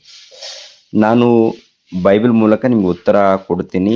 ಬೈಬಲಲ್ಲಿರುವಂಥ ವಚನಗಳನ್ನು ತೋರಿಸ್ತೀನಿ, ಅದಕ್ಕೂ ನೀವು ಕೂಡ ಉತ್ತರ ಕೊಡಬೇಕು, ಓಕೆನಾ? ಬನ್ನಿ, ತಪ್ಪದೇ ಈ ವಿಷಯದಲ್ಲಿ ಮಾತಾಡೋಣ. ನೋಡಿದ್ರ ಪ್ರಿಯರೇ, ಅಂದರೆ ಆ ಮನುಷ್ಯನಿಗೆ ಒಂದು ವಾಯ್ಸ್ ಮೆಸೇಜ್ ಹಾಕಿದೆ, 2ನೇದಾಗಿ ಫೋನು ಮಾಡಿದೆ. 20ನೇ ತಾರೀಕು ಬನ್ನಿ ಬ್ರದರ್, ಯಾರಾದರೂ ನೀವು ಬರ್ಬೋದು, ಈ ಟೈಮು, 2ನೇದಾಗಿ ಸ್ಥಳವನ್ನು ಏರ್ಪಾಟ್ ಮಾಡಿ ಒಂದು ಕರೆದಿದ್ದೀನಿ. ಪ್ರಿಯರಾದ ದೇವ್ರ ಮಕ್ಕಳಿರ ಪ್ರೀತಿಯಿಂದ ಕರೆದಾಗ ನೋಡಿ, ನಾನು ಪ್ರೀತಿಯಿಂದನೇ ಕರೆದಿದ್ದೀನಿ. ಆ ಮನುಷ್ಯ ಏನು ಮಾತಾಡಿದ್ದಾನೆ, ಆತನು ರಿಪ್ಲೈ ಮಾಡಿದ್ದಾನೆ. ಏನು ರಿಪ್ಲೈ ಮಾಡಿದಾನೋ ಒಂದು ಸಾರಿ ನೀವು ಕೂಡ ಕೇಳಿ ಪ್ರಿಯರೇ. ಆತನು ಏನು ರಿಪ್ಲೈ ಮಾಡಿದಾನೆ ಕೇಳಿ.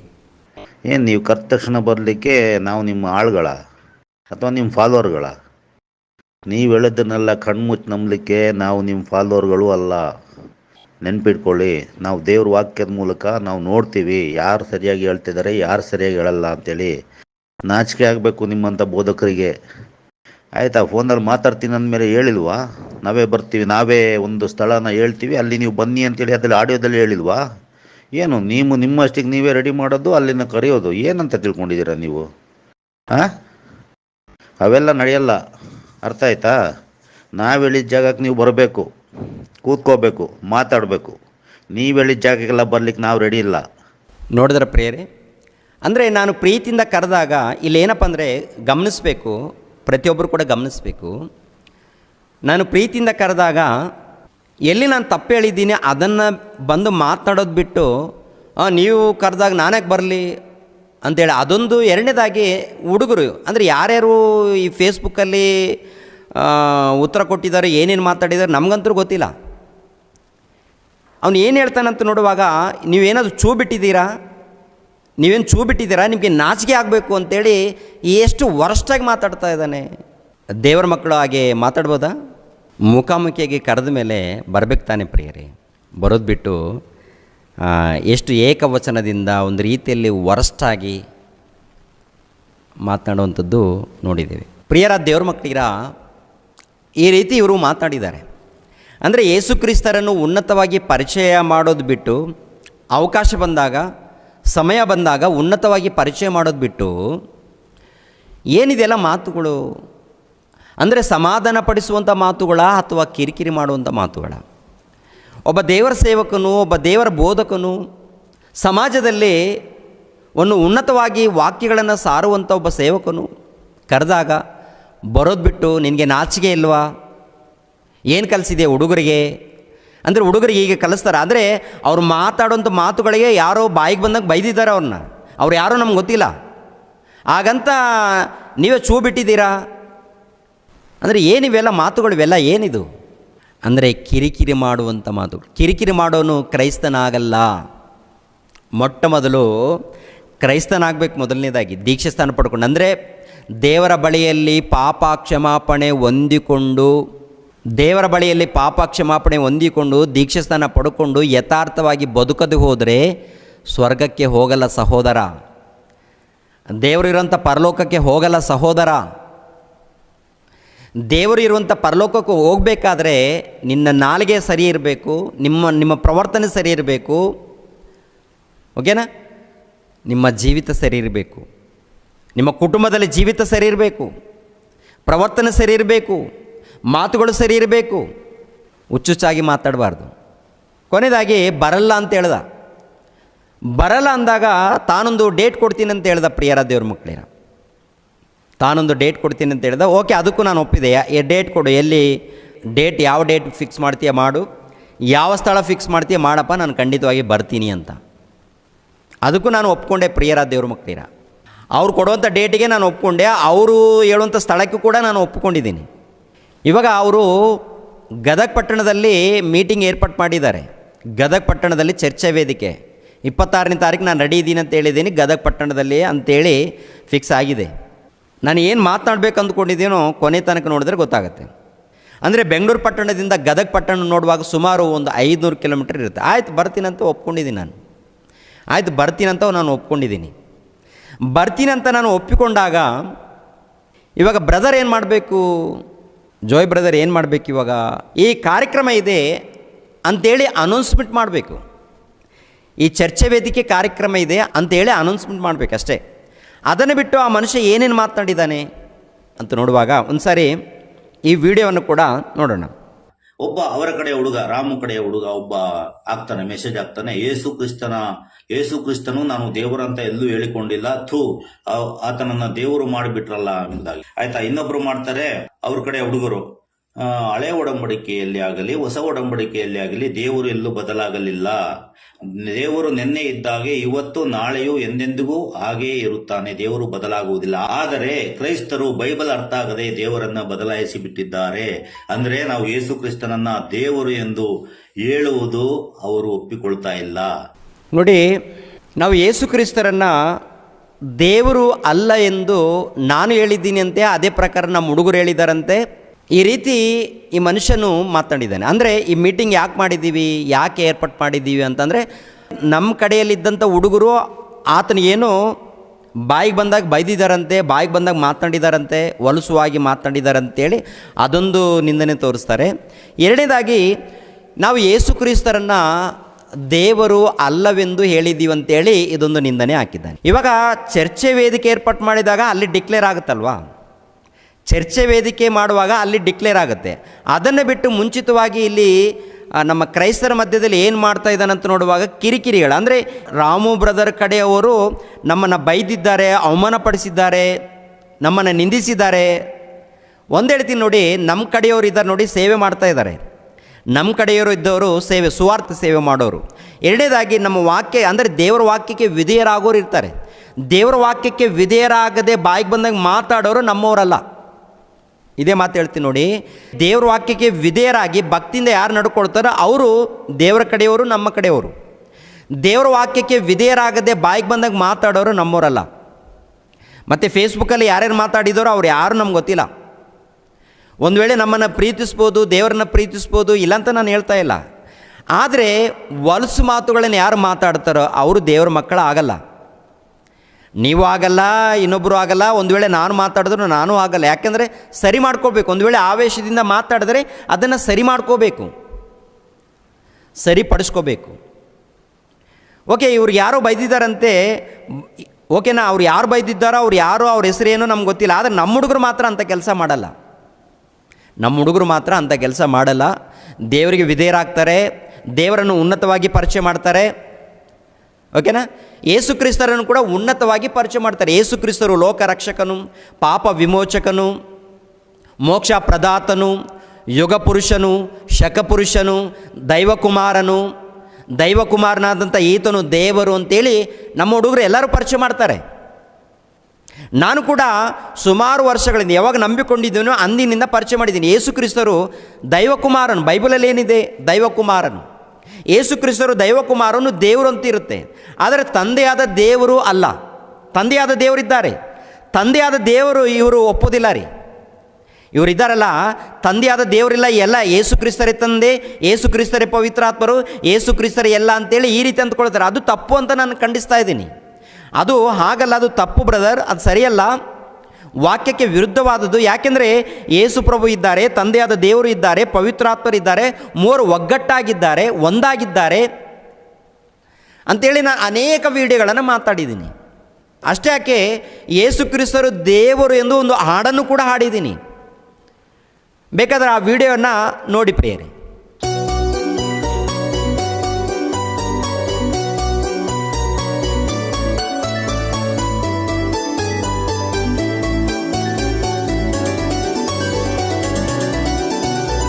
ಪಕ್ಷಿಗಳಿಗೆ ಯಾರು ಆಹಾರ ಕೊಟ್ಟರು, ಮೃಗಗಳಿಗೆ ಯಾರು ಆಹಾರ ಕೊಟ್ಟರು, ಪಕ್ಷಿಗಳಿಗೆ ಯಾರು ಆಹಾರ ಕೊಟ್ಟರು, ಮೃಗಗಳಿಗೆ ಯಾರು ಆಹಾರ ಕೊಟ್ಟರು, ವನಜರಾಜರಿಗೆ ಭೋಜನ ಯಾರು ಕೊಡಿಸಿದರು, ಗಿಡಗಳಿಗೆ ಯಾರು ಮಳೆ ನೀರು ಸುರಿಸಿದರು,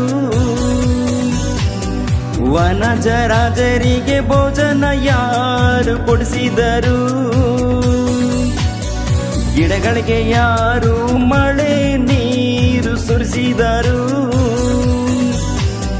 ಜೀವಕೋಟಿ ಪೋಷಿಸುವುದು ದೇವರೇ,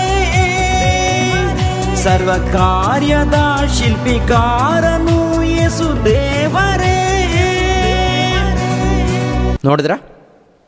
ಅಂದರೆ ಯೇಸು ಕ್ರಿಸ್ತರನ್ನು ನಾನು ಉನ್ನತವಾಗಿ ಪರಿಚಯ ಮಾಡಿದ್ದೀನಿ. ಶಕಪುರುಷನೆಂದು, ಯುಗ ಪುರುಷನೆಂದು, ಮೋಕ್ಷ ಪ್ರದಾತನೆಂದು, ಆತನ ಮೂಲಕ ರಕ್ಷಣೆ ಇದೆ ಎಂದು, ಆತನೇ ಸರ್ವಸ್ವವೆಂದು, ಆತನು ದೈವ ಕುಮಾರನೆಂದು, ಆತನು ದೇವರೆಂದು ಯೇಸು ಕ್ರಿಸ್ತರನ್ನು ಉನ್ನತವಾಗಿ ನಾನು ಪರಿಚಯ ಮಾಡುವಾಗ ಈ ಮನುಷ್ಯನು ಕಿರಿಕಿರಿ ಮಾಡ್ತಾ ಇದ್ದಾನೆ.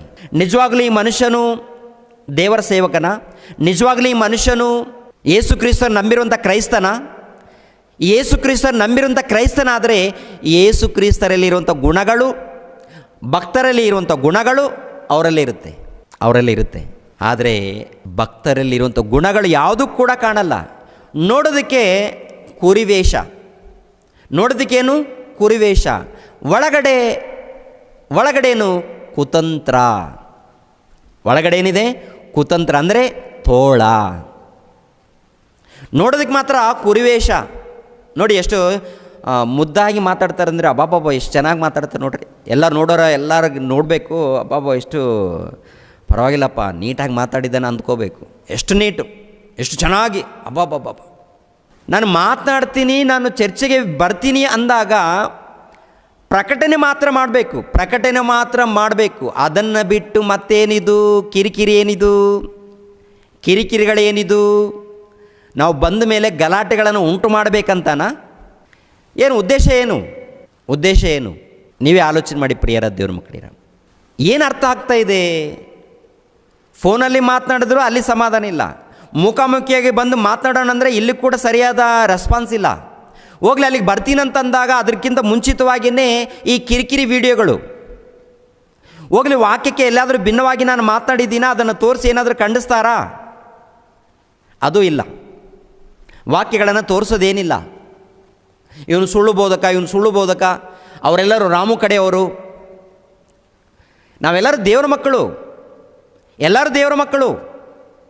ನೀನು ದೇವರ ಮಗನು, ನಾನು ದೇವರ ಮಗನು. ನಾವೆಲ್ಲರೂ ಭಕ್ತರಾಗಿ ವಿಧೇಯರಾಗಿ ಒಳಪಟ್ಟು ಒಳ್ಳೆ ರೀತಿಯಿಂದ ಹೋಗಬೇಕು. ಸಮಾಜವನ್ನು ಕಾಪಾಡಬೇಕು. ಸಮಾಜವನ್ನು ಕಾಪಾಡೋದು ಬಿಟ್ಟು ಎಲ್ಲ ಕೂಡ ಗೊಂದಲ. ಎಲ್ಲ ಕೂಡ ಏನದು? ಗೊಂದಲಗಳು, ಸರಿ ಇಲ್ಲ.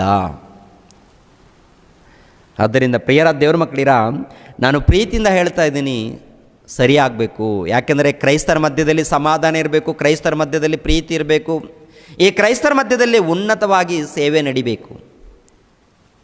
ಕಿರಿಕಿರಿಗಳು ಕಾರ್ಯಕ್ರಮ ಅಲ್ಲ. ನಿಜವಾದ ಕ್ರೈಸ್ತರಾದರೆ ಒಳ್ಳೆಯ ರೀತಿಯಿಂದ ಸೇವೆ ನಡೆಯುತ್ತೆ ಪ್ರಿಯರೇ, ಒಳ್ಳೆಯ ರೀತಿಯಿಂದ ಸೇವೆ ನಡೆಯುತ್ತೆ. ಗಮನಿಸಬೇಕು, ಸಮಾಜವನ್ನು ಕಾಪಾಡುವಂಥ ಕಾರ್ಯಕ್ರಮಗಳು. ಇವಾಗ ನಾನು ಚರ್ಚೆ ವೇದಿಕೆಗೆ ಬರ್ತೀನಿ ಅಂತೇಳಿ ನಾನು ರೆಡಿಯಾದಾಗ, ಈ ಜಾಯ್ ಬ್ರದರ್ಗೆ ಫೋನ್ ಮಾಡಿದಾಗ ಡೇಟು ಓಕೆ ಆಯಿತು, ಸ್ಥಳ ಓಕೆ ಆಯಿತು.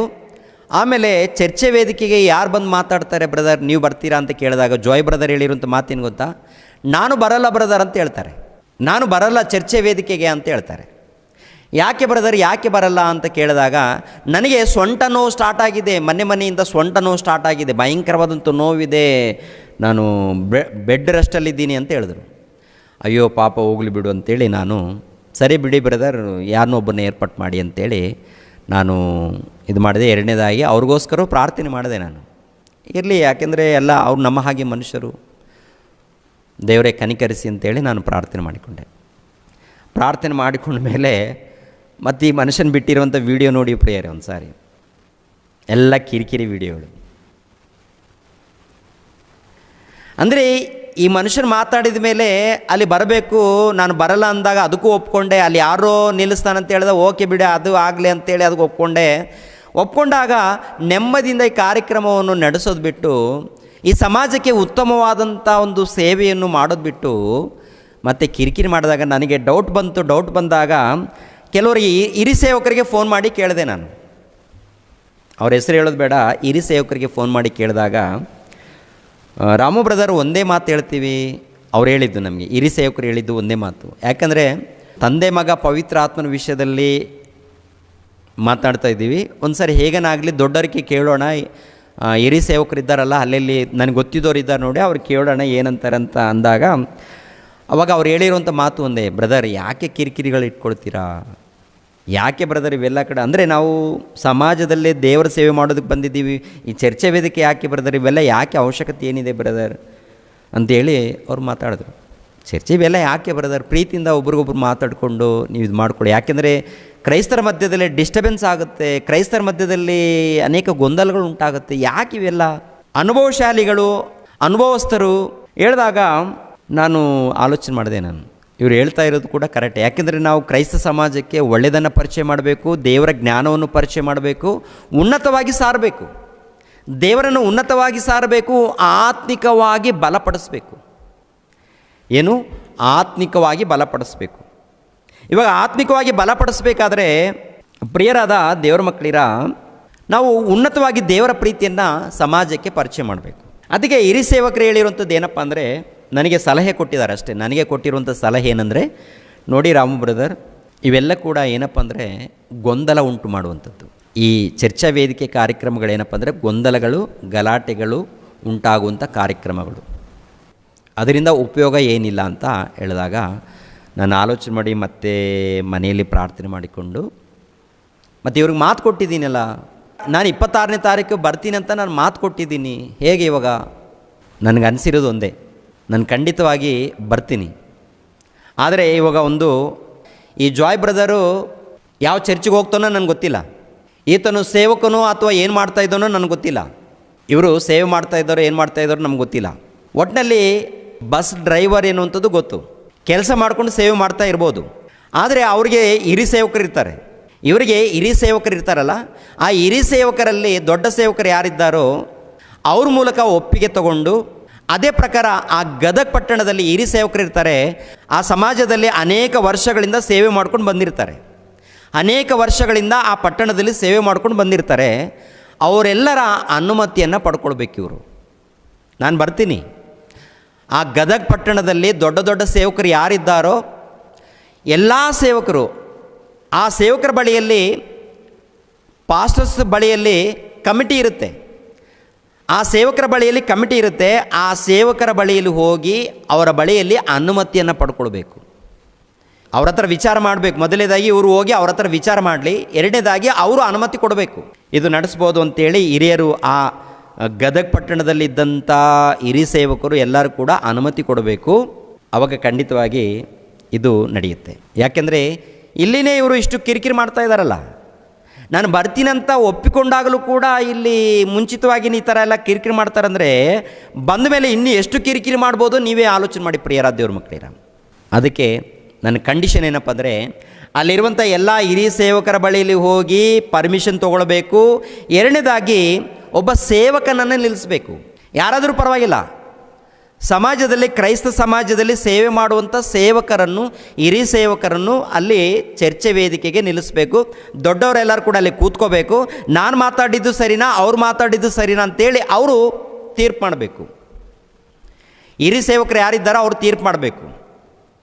ಇದು ಡೇಟು 26ನೇ ತಾರೀಕು ಆಗುತ್ತಾ ಇಲ್ಲ ಬೇರೆ ದಿನಗಳಲ್ಲಿ ಇಟ್ಕೊಳ್ತಾರಾ ಎನ್ನುವಂಥದ್ದು ಅದು ಅವ್ರಿಗೆ ಬಿಟ್ಟಿದ್ದು. ಯಾಕೆ ಈ ನಿರ್ಣಯ ತೊಗೊಂಡಿದ್ದೀನಿ ಅಂದರೆ, ಇವರು ಮಾಡಿರುವಂಥ ಕಿರಿಕಿರಿ ಕಾರ್ಯಕ್ರಮಗಳೇ ಕಾರಣ. ಇವರು ಮಾಡಿರುವಂಥ ಕಿರಿಕಿರಿ ಕಾರ್ಯಕ್ರಮಗಳೇ ಕಾರಣ. ನಾನು ಖಂಡಿತವಾಗಿ ಬರ್ತೀನಿ, ಅಲ್ಲಿರುವಂಥ ಎಲ್ಲ ಹಿರಿಯ ಸೇವಕರ ಬಳಿಯಲ್ಲಿ ಅನುಮತಿಯನ್ನು ಪಡ್ಕೊಂಡು ಆ ಹಿರಿಯ ಸೇವಕರಲ್ಲಿ ಒಬ್ಬ ಹಿರಿಯ ಸೇವಕರನ್ನು ಚರ್ಚೆ ಮಾಡೋದಕ್ಕೆ ಏರ್ಪಾಡು ಮಾಡಿಕೊಂಡು ಕರೆದ್ರೆ ನಾನು ಖಂಡಿತವಾಗಿ ಬರ್ತೀನಿ. ನಾನು ಬಂದಿಲ್ಲ ಅಂದರೆ ಖಂಡಿತವಾಗಿ ನಾನು ಸುಳ್ಳು ಬೋಧಕನಂತೇಳಿ ನಾನು ಒಪ್ಕೊಳ್ತೀನಿ. ನಾನು ಬಂದಿಲ್ಲ ಅಂದರೆ ನಾನು ಸುಳ್ಳು ಬೋಧಕನಂತೇಳಿ ಒಪ್ಪಿಕೊಳ್ತೀನಿ. ಇದು ಕಂಡೀಷನ್ ಅಂದು. ಎರಡನೇದಾಗಿ ಅವ್ರಿಗೆ ಲೆಟ್ರ್ ಕೂಡ ಹಾಕ್ತೀನಿ. ಎಲ್ಲ ಗದಗ ಪಟ್ಟಣದಲ್ಲಿದ್ದಂಥ ಎಲ್ಲ ನನ್ನ ಆತ್ಮೀಯ ಸೇವಕರಿದ್ದಾರೆ, ತುಂಬ ಜನ ಇದ್ದಾರೆ, ಅವರೆಲ್ಲರಿಗೂ ಪ್ರೀತಿಪೂರ್ವಕ ಒಂದು ಪತ್ರವನ್ನು ಬರಿತೀನಿ, ವಾಟ್ಸಪ್ ಮೂಲಕ ನಾನು ಕಳಿಸ್ಕೊಡ್ತೀನಿ. ಅವರೆಲ್ಲರಿಗೂ ನಾನು ಪ್ರೀತಿಯಿಂದ ನಾನು ಕಳಿಸ್ಕೊಟ್ಟು ಅವರಿಂದ ನನಗೆ ಅನುಮತಿ ಬೇಕು. ನಾನು ಬರಬೇಕಾ ಬೇಡವಾ, ನಾನು ಬಂದು ಇದರ ವಿಷಯದಲ್ಲಿ ಮಾತನಾಡ್ಬೋದಾ ಮಾತಾಡಬಾರ್ದು ಅಂತೇಳಿ ಅಲ್ಲಿರುವಂಥ ಹಿರಿಯ ಸೇವಕರಿಗೆ ನಾನು ಪ್ರೀತಿಯಿಂದ ನಾನು ಕೇಳ್ಕೊಡ್ತೀನಿ. ಯಾಕೆಂದರೆ ಇವರು ಬಂದು ಸ್ವಲ್ಪ ಕಿರಿಕಿರಿ ಮಾಡ್ತಾ ಇದ್ದಾರೆ. ಇವ್ರ ವಿಷಯದಲ್ಲಿ ನಮಗೇನು ದೊಡ್ಡದಾಗಿ ನನಗೆ ಗೊತ್ತಿಲ್ಲ. ಇವ್ರು ಯಾರು, ಎಲ್ಲಿರ್ತಾರೋ, ಇವರು ಯಾವ ಸಭೆಗೆ ಹೋಗ್ತಾರೋ ಏನು ಗೊತ್ತಿಲ್ಲ ನನಗೆ. ಯಾಕಂದರೆ ದೇವ್ರ ವಾಕ್ಯವನ್ನು ತಿಳಿಸ್ಬೇಕು ಅನ್ನೋದೇ ನನ್ನ ಆಲೋಚನೆ. ಮಾತು ಕೊಟ್ಟಿದ್ದೀನಿ. ಆದರೆ ಇವಾಗ ಯಾಕೆ ಎಂದಕ್ಕೆ ತೆಗಿತಾ ಇದ್ದೀನಿ ಅಂದರೆ, ಇವರು ಮಾಡುವಂಥ ಕಿರಿಕಿರಿಗಳೇ ಕಾರಣ. ಅದಕ್ಕೆ ಹಿರಿಯ ಸೇವಕರು ನನಗೆ ಸಲಹೆ ಕೊಟ್ಟಿದ್ದಾರೆ. ಆ ಸಲಹೆ ಪ್ರಕಾರ ನಾನು ಮುಂದೆ ಹೆಜ್ಜೆ ಆಗ್ತಾ ಇದ್ದೀನಿ. ಅಲ್ಲಿರುವಂಥ ಎಲ್ಲ ಹಿರಿಯ ಸೇವಕರು ಅನುಮತಿ ಕೊಡಬೇಕು. ಎರಡನೇದಾಗಿ ಅವ್ರು ತಕ್ಕ ಹಾಗೆ ಒಬ್ಬ ಹಿರಿಯ ಸೇವಕರನ್ನು ಆರಿಸ್ಕೊಳ್ಬೇಕು. ಆವಾಗ ಅವ್ರ ಮಧ್ಯದಲ್ಲಿ ನಾನು ಮಾತಾಡ್ತೀನಿ, ಅವರು ಮಾತಾಡಲಿ. ನಾನು ತಪ್ಪಾಗಿ ಮಾತಾಡಿದರೆ ಖಂಡಿತವಾಗಿ ನಾನು ವಿಧೇಯನಾಗ್ತೀನಿ, ಖಂಡಿತವಾಗಿ ನಾನು ತಲೆ ಬಾಗಿಸ್ತೀನಿ, ಖಂಡಿತವಾಗಿ ನಾನು ಬದಲಾವಣೆ ಮಾಡಿಕೊಡ್ತೀನಿ. ವಾಕ್ಯದ ಪ್ರಕಾರ ತೋರಿಸ್ತೀನಿ. ನಾನು ವಾಕ್ಯದ ಪ್ರಕಾರ ಅವರು ತೋರಿಸಲಿ, ವಾಕ್ಯದ ಪ್ರಕಾರ ನಾನು ತೋರಿಸ್ತೀನಿ. ಯಾವುದು ಸರಿ ಇದೆಯೋ ಹಿರಿಯ ಸೇವಕರು ತೀರ್ಪು ಮಾಡಲಿ, ಹಿರಿಯ ಸೇವಕರು ಅದಕ್ಕೆ ತೀರ್ಪು ಮಾಡಲಿ. ಇದನ್ನು ನಾವು ಮಾಡೋಣ. ಇದು ಕಂಡೀಷನ್, ಇದು ಕಂಡೀಷನ್. ಈ ಕಂಡೀಷನ್ಗೆ ಒಪ್ಪಿದರೆ ನಾನು ಬರೋದಕ್ಕೆ ರೆಡಿಯಾಗಿದ್ದೀನಿ. ಮತ್ತು ನೀವು ಏನು ಮಾತಾಡ್ತೀರಾ ಅನ್ನೋದು ನನಗೆ ಗೊತ್ತು. ಆಲ್ರೆಡಿ ನಾನು ಕೂಡ ಸಿದ್ಧನಾಗಿದ್ದೀನಿ. ಯಾಕೆಂದರೆ ಫೇಸ್ಬುಕ್ಕಲ್ಲಿ ಮಾತಾಡಿದ್ರೆ ಯಾವ ರೀತಿ ಸಿಕ್ಕಾಕ್ಕೊಳ್ತೀರಾ ಅದನ್ನು ಕೂಡ ತೋರಿಸಿದ್ದೀನಿ. ಫೇಸ್ಬುಕ್ಗಳಲ್ಲಿ ಇನ್ನೊಂದು ಕಡೆಯಲ್ಲಿ ಮಾತಾಡಿದ್ರೆ ಮಾತಾಡಿ, ವಾಕ್ಯದ ಪ್ರಕಾರ ಮಾತಾಡಿ. ವಾಕ್ಯಕ್ಕೆ ಭಿನ್ನವಾಗಿ ಇಲ್ಲಾಂದರೆ ಏಕವಚನದಿಂದ ಬಾಯಿಗೆ ಬಂದಾಗಿ ಮಾತಾಡಿದ್ರೆ ಖಂಡಿತವಾಗಿ ಇದು ಮೊದಲನೇ ವಿಡಿಯೋ ಮತ್ತೆ ಬರುತ್ತೆ. ಜಾಗ್ರತೆ. ಪ್ರಿಯರಾದ ದೇವರ ಮಕ್ಕಳಿರ, ನಮ್ಮ ಆತ್ಮೀಯರೆಲ್ಲರೂ ಕೂಡ ಗಮನಿಸ್ರಿ. ಇಂಥವ್ರು ಮಾತನಾಡ್ತಾ ಇರ್ತಾರೆ, ಬಹಳ ಮಂದಿ ಇರ್ತಾರೆ. ನೀವ್ಯಾರು ಕೂಡ ತಲೆ ಕೆಡಿಸ್ಕೊಳ್ಬೇಡಿ. ನಮಗೋಸ್ಕರ ಪ್ರಾರ್ಥನೆ ಮಾಡಿ. ವಾಕ್ಯದ ಪ್ರಕಾರ ಸೇವೆ ಮಾಡ್ತಾ ಇದ್ದೀವಾ ಇಲ್ವಾ ಗಮನಿಸ್ರಿ, ಪ್ರಾರ್ಥನೆ ಮಾಡಿ. ಓಕೆನಾ? ಉನ್ನತವಾಗಿ ದೇವರ ವಾಕ್ಯಗಳನ್ನು ಸಾರಿ. ಯಾರನ್ನೂ ಕೂಡ ನಿಂದಿಸಬೇಡಿ ಪ್ರಿಯರೇ. ನಿಂದಿಸುವಂಥದ್ದು ಕ್ರೈಸ್ತರ ಧರ್ಮವಲ್ಲ, ಅವಮಾನಪಡಿಸುವಂಥದ್ದು ಕ್ರೈಸ್ತರ ಧರ್ಮವಲ್ಲ. ಎಲ್ಲರನ್ನ ಪ್ರೀತಿಸೋಣ, ಎಲ್ಲರಿಗೂ ಒಳ್ಳೆಯದನ್ನು ಮಾಡೋಣ, ಕೈಲಾದರೆ ಒಂದು ತುತ್ತು ಊಟವನ್ನು ಕೊಡೋಣ, ದೇವರ ಸೇವೆಯನ್ನು ಮಾಡೋಣ. ದೇವರ ಸೇವೆ ಮಾಡಿ ನಮ್ಮ ಜೀವಿತ ಕಾಲ ಮುಗಿಸ್ಕೊಂಡು ಹೋಗೋಣ ಪ್ರಿಯರೇ. ಯಾರು ತಪ್ಪು ಮಾಡಿದ್ದಾರೋ, ಯಾವ ವಿಷಯದಲ್ಲಿ ತಪ್ಪು ಮಾಡಿದ್ದಾರೋ ಖಂಡಿಸಬೇಕು, ಬುದ್ಧಿನೇ ಹೇಳಬೇಕು. ಸರಿಪಡಿಸ್ಕೊಂಡ್ರೆ ಅವ್ರಿಗೆ ಒಳ್ಳೆಯದಾಗತ್ತೆ. ಓಕೆನಾ? ದೇವರು ನಿಮ್ಮನ್ನು ನನ್ನನ್ನು ಆಶೀರ್ವದಿಸಲಿ. ಎಲ್ಲರಿಗೂ ವಂದನೆಗಳು. ಎಲ್ಲರೂ ತಲೆಬಾಗಿಸಿರಿ, ಪ್ರಾರ್ಥನೆ ಮಾಡಿ ನಾನು ಮುಗಿಸ್ತೀನಿ ಪ್ರಿಯರೇ. ನಮ್ಮನ್ನು ಬಹಳವಾಗಿ ಪ್ರೀತಿಸುವಂಥ ಪ್ರಿಯ ಪರಲೋಕದಲ್ಲಿದ್ದಂಥ ತಂದೆಯಾದ ದೇವರೇ, ವಂದನೆಗಳು, ಸ್ತೋತ್ರಗಳು ತಂದೆ. ನಿಮ್ಮ ಮಗನಾಗಿರುವಂಥ ಜಾಯ್ ಬ್ರದರ್ಗೋಸ್ಕರ ಪ್ರಾರ್ಥಿಸ್ತಾ ಇದ್ದೀನಿ. ತಂದೆ, ಆ ಮಗನನ್ನು ಆಶೀರ್ವದಿಸಿ ಕಾಪಾಡಿ ಅವ್ರ ಕುಟುಂಬದಗೋಸ್ಕರ ಪ್ರಾರ್ಥಿಸ್ತಾ ಇದ್ದೀನಿ. ಅವ್ರ ಮನೆಯಲ್ಲಿ ಸಮಾಧಾನ ಕೊಡಿ. ಅವ್ರು ಯಾಕೆ ಹಾಗೆ ಮಾಡ್ತಾಯಿದ್ದಾರೆ ನನಗಂತೂ ಗೊತ್ತಿಲ್ಲ. ಆ ಮಗನನ್ನು ಕಾಪಾಡಿ, ಆ ಮಗನ ಕುಟುಂಬವನ್ನು ಕಾಪಾಡಿ, ಅದೇ ರೀತಿಯಲ್ಲಿ ಆ ಮಗನ ಜೊತೆಯಲ್ಲಿ ಯಾರ್ಯಾರಿದ್ದಾರೋ ಎಲ್ಲರನ್ನೂ ಕನಿಕರಿಸಿ ಕಾಪಾಡಿ ತಂದೆ. ಅದೇ ರೀತಿಯಲ್ಲಿ ನಮ್ಮ ಆತ್ಮೀಯರಿಗೋಸ್ಕರ ಸಭೆಯಲ್ಲಿದ್ದಂಥ ಎಲ್ಲ ನಿಮ್ಮ ಮಕ್ಕಳಿಗೋಸ್ಕರ ಪ್ರಾರ್ಥಿಸ್ತಾ ಇದ್ದೀನಿ. ಎಲ್ಲರನ್ನೂ ಕನಿಕರಿಸಿ, ಎಲ್ಲರನ್ನೂ ಕಾಪಾಡಿ, ಎಲ್ಲರ ಮಧ್ಯದಲ್ಲಿ ಸಮಾಧಾನ ಸಂತೋಷವನ್ನು ದಯಪಾಲಿಸಿ. ಯೇಸು ಪವಿತ್ರ ನಾಮದಲ್ಲಿ ಬೇಡ್ತಾ ಇದ್ದೀನಪ್ಪ ತಂದೆಯೇ, ಆಮೇನ್. ಎಲ್ಲರಿಗೂ ವಂದನೆಗಳು.